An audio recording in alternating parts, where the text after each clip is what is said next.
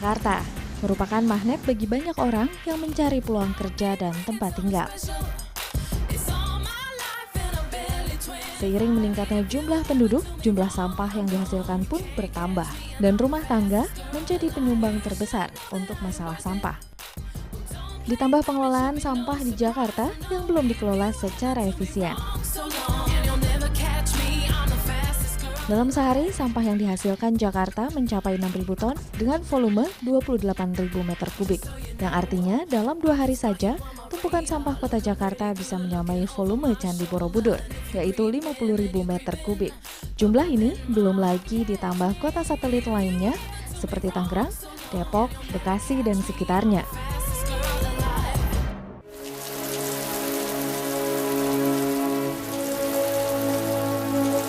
Fenomena perubahan iklim secara ekstrim merupakan sebagian kecil dampak rumah kaca atau pemanasan global yang disebabkan oleh gas CO2 yang berasal dari industri dan kendaraan, serta CH4 yang berasal dari tumpukan sampah di TPA yang tidak diolah dengan baik.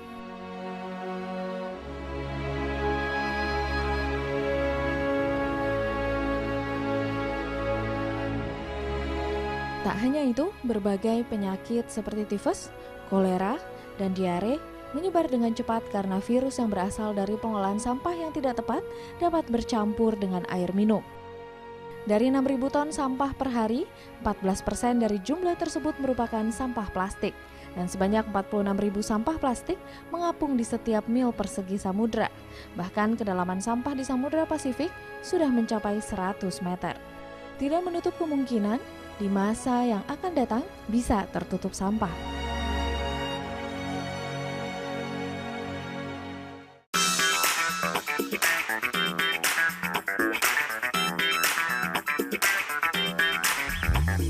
Di Eropa, penggunaan plastik yang tinggi tidak lantas mencemari lingkungan mereka.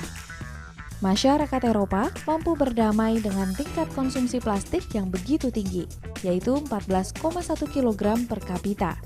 Hal ini disebabkan karena proses daur ulang plastik di negara ini telah dilakukan secara intensif, sehingga sampah plastik tidak menjadi masalah. Di negara-negara dengan tingkat daur ulang plastik yang baik, bahan plastik justru menjadi sahabat masyarakat.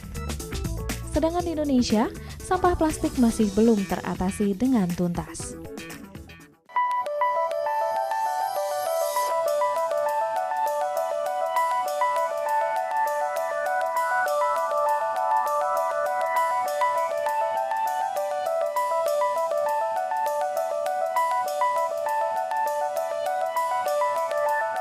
Beruntung di negeri ini masih banyak orang yang memiliki kesadaran tinggi terhadap lingkungan.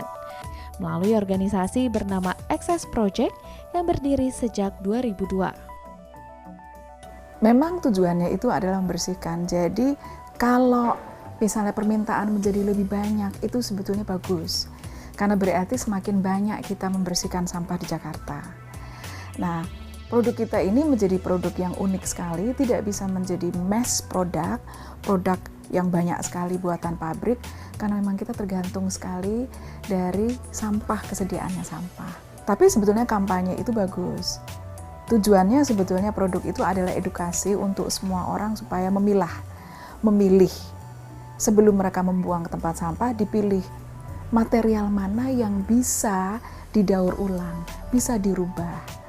Kalau misalnya produksinya terbatas, tidak apa-apa, karena masih ada banyak sampah yang lainnya. Tapi jangan lupa bahwa sebetulnya tujuannya adalah tidak menciptakan sampah, tapi sebetulnya mulai mendaur dulu, sehingga kita mendapatkan materi yang tidak bisa digunakan lagi.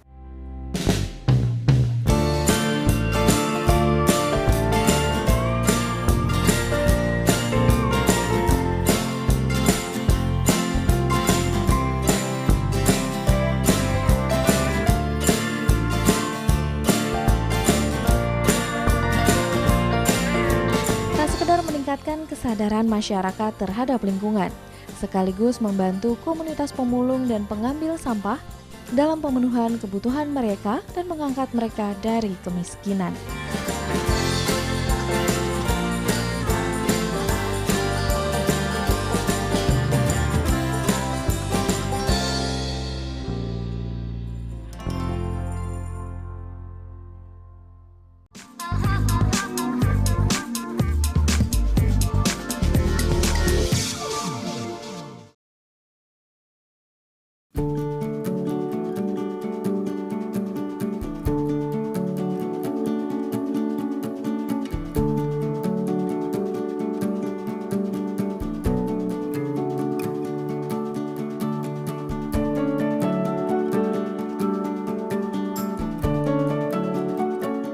berasal dari pemulung yang berlokasi di Trogong dan Cirende, Access Project membeli sampah yang dikumpulkan dengan harga yang lebih tinggi.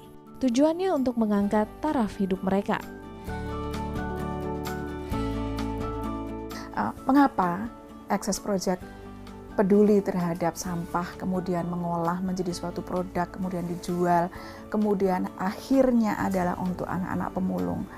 Karena sebetulnya setelah kita melihat pemulung itu adalah mereka yang pertama kali mendaur.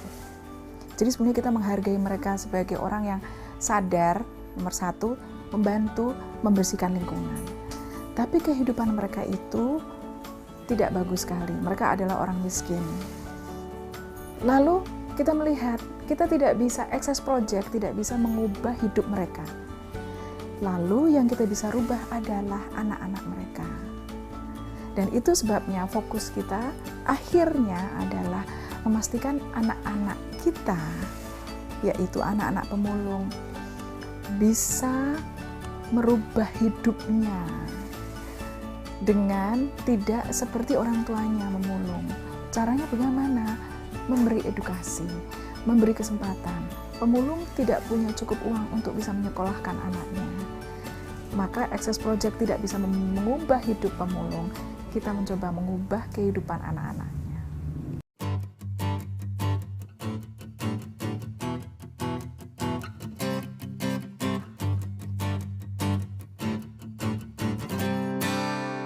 Meskipun berasal dari sampah, produk yang dihasilkan Access Project tetap memperhatikan kualitas. Bahan setengah bersih dicuci kembali dengan cairan disinfektan. Dijemur hingga 2 kali proses, bagian bawah dan bagian dalam. Tujuannya agar benar-benar kering sehingga bau dari kemasan tersebut hilang.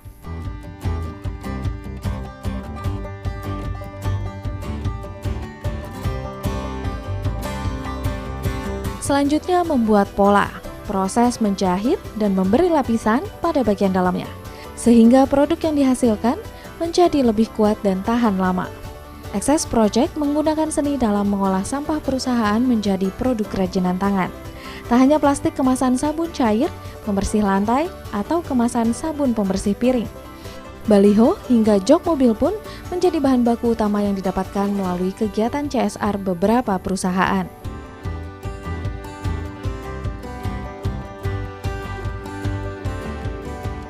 Bahan tersebut disulap menjadi tas jinjing atau tote bag, cooler box, tas laptop, tempat pensil, dompet kartu nama, tempat tisu, hingga tas gadget lainnya.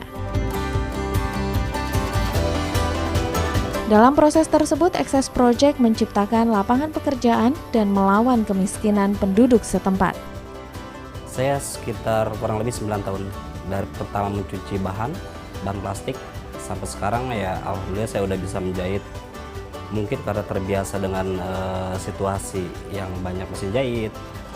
Dulu tidak kepikiran untuk bisa menjadi penjahit.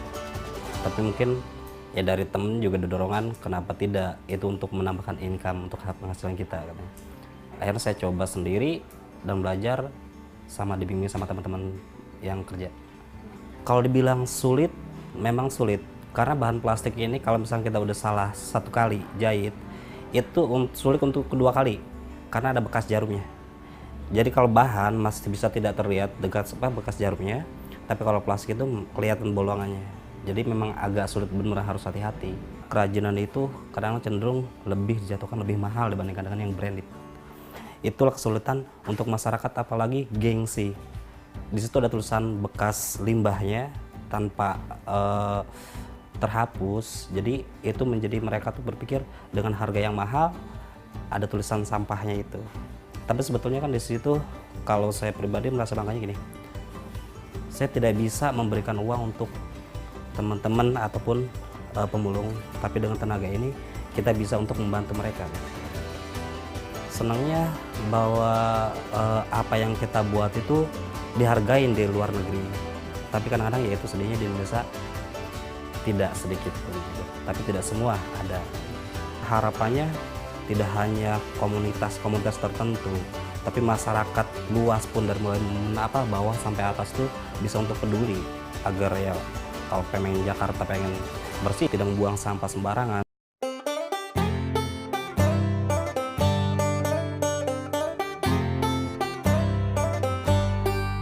Dari 15 pekerja, dari keuntungan yang didapat, Access Project mendonasikan sebagian keuntungan untuk beasiswa anak-anak pemulung.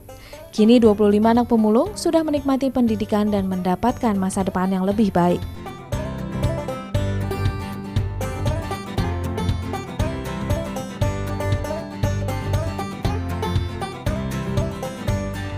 Kerajinan limbah ini tak lagi berada di TPS, namun terpajang dengan cantik di mal besar ibu kota dan beberapa pameran. Sayangnya, produk kerajinan limbah ini masih dipandang sebelah mata oleh masyarakat kita. Justru 90% pembelinya merupakan kalangan ekspatriat yang tinggal di Jakarta.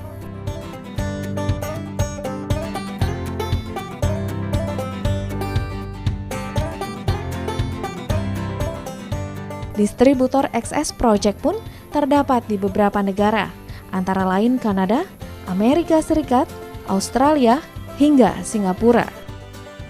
Meskipun begitu, konsumen domestik yang berminat memiliki produk tote bag bisa membelinya di salah satu gerai alun-alun di Grand Indonesia.